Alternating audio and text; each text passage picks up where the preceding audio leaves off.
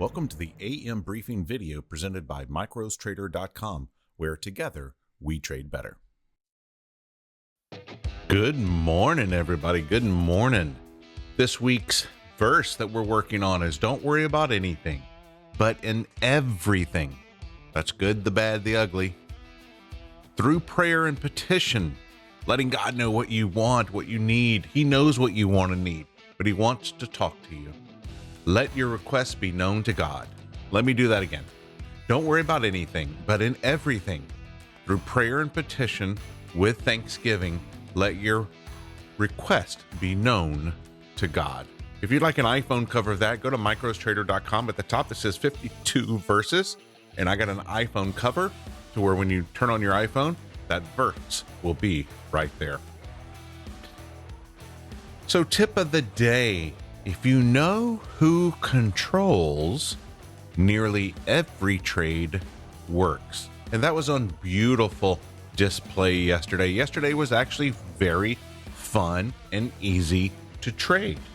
Very easy and very fun to trade. And we'll see what today brings. We'll talk about that. We'll talk about that here in a minute.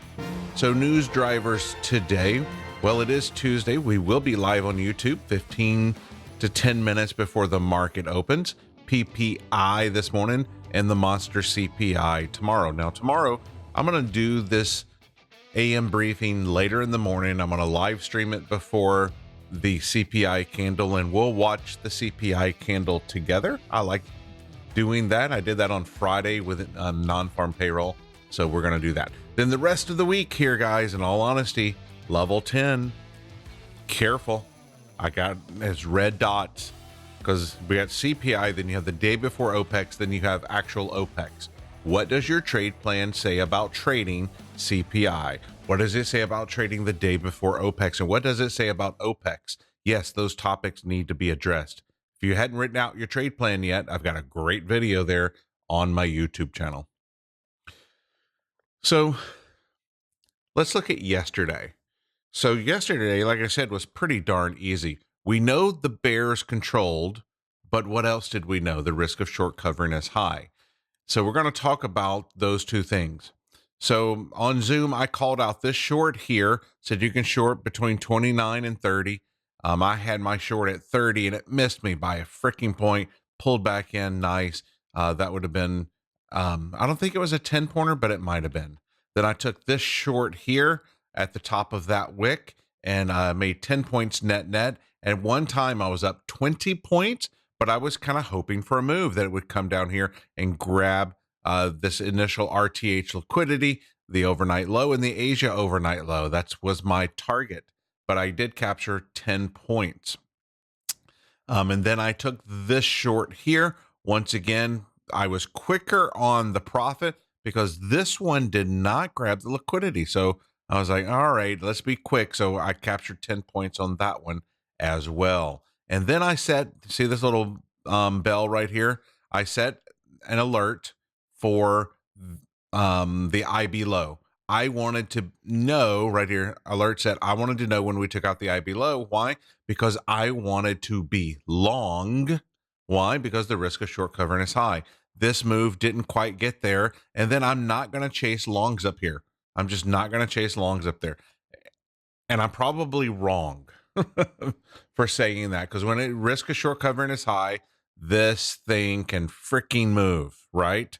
It can move. And, but I like to be in on an ideal trade setup. To me, there was no ideal trade setups here. When I did my end of the day chart, which reveals all the trades that existed on this chart, I didn't have any entries here.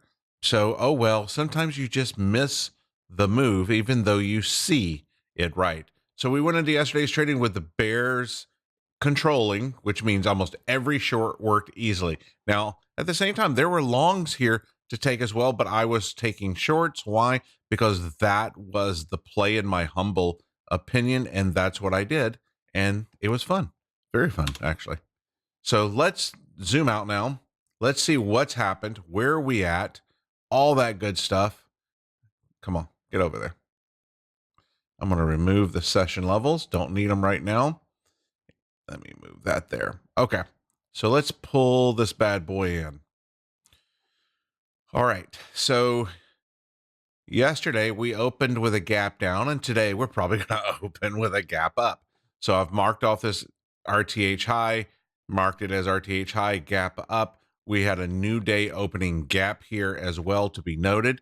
And then what I think is important to note, and that's the first key level here, 59.22, is we've started this trend line here. We got the anchor point, we got the first touch point, and then this would like be the confirmation.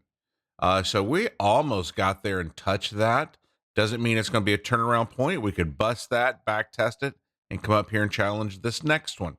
But I will say this is going to be an area that I'm going to be really heavily looking at from the London high to 22 area or so as a possible top. That does not mean I'm prediction trading it, but am I going to go long at 59.22 area? No, that's not a trade I'm interested in.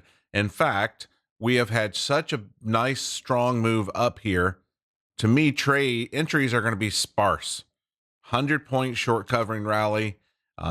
Entries are going to be sparse. I need this thing to come back in. Much like yesterday, I was looking for a comeback in. Let's grab the RTH. Let's grab the overnight. Let's grab this liquidity and come back. That didn't happen. So, oh well, I missed the trade. You sit there and you watch for the love of price action. You don't have to be in every gyration, which was one of the tips on the perils of the unseasoned trader. For some reason, when I say that title, I want to say it in like a pirate's voice. Perils of the unseasoned trader. All right. Very nice little pullback there. We got this RTH high. Of course, you want to make sure that is on your chart. Where is that actually? Let me turn on the session levels. Oh, it's at the 22. So this trend line, well, it depends on what time we get there, right? So that's where I was eyeballing. I was like, okay, I got trend line and RTH high. And so if you're going to look for an area that could be a possible interesting short, it might be there. Let me turn on my strong levels. Okay, that strong range is a little bit higher there. We'll talk about that when we're live on YouTube this morning. And so, yeah, some of this update stuff we're going to do live on the stream.